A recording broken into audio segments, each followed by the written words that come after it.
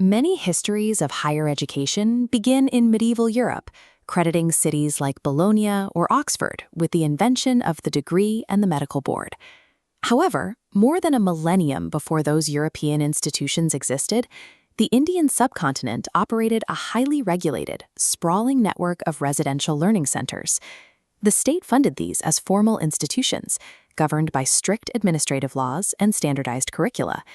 By the 5th century, this network had achieved an international reach, drawing students across treacherous trade routes from China, Tibet, and Korea. Through the development of rigorous admissions, interdisciplinary campus life, and state-mandated licensing, ancient India engineered the functional blueprint of the modern university system.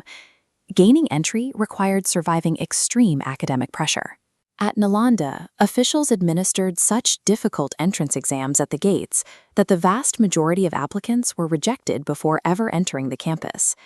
This historical anatomical illustration, with detailed Sanskrit annotations, reflects the empirical rigor expected in Ayurvedic medicine.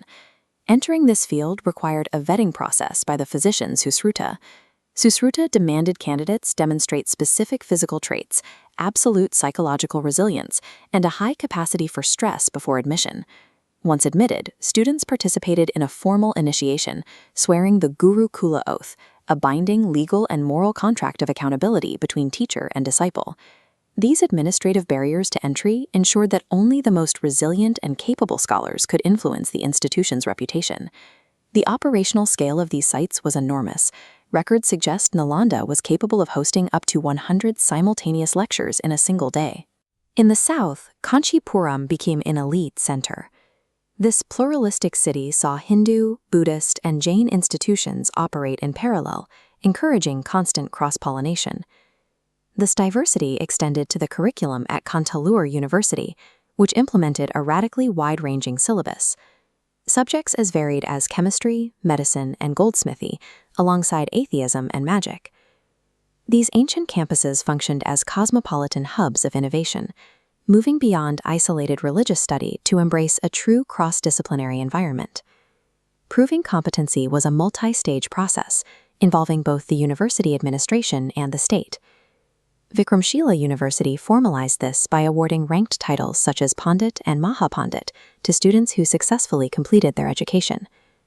Medical practice was strictly regulated by Sushrutra's guidelines. Physicians required an institutional certificate and formal permission from the king to treat patients.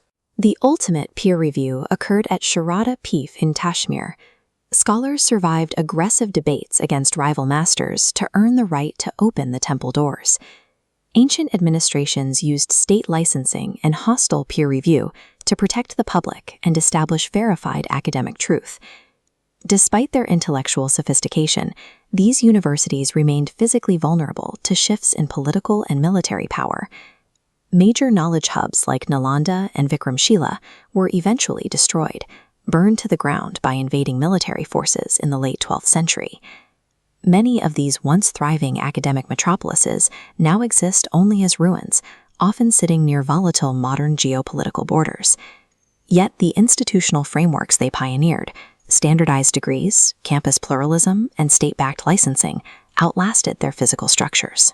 The concepts behind the modern framed university diploma and the doctor's medical license follow the administrative patterns established in India.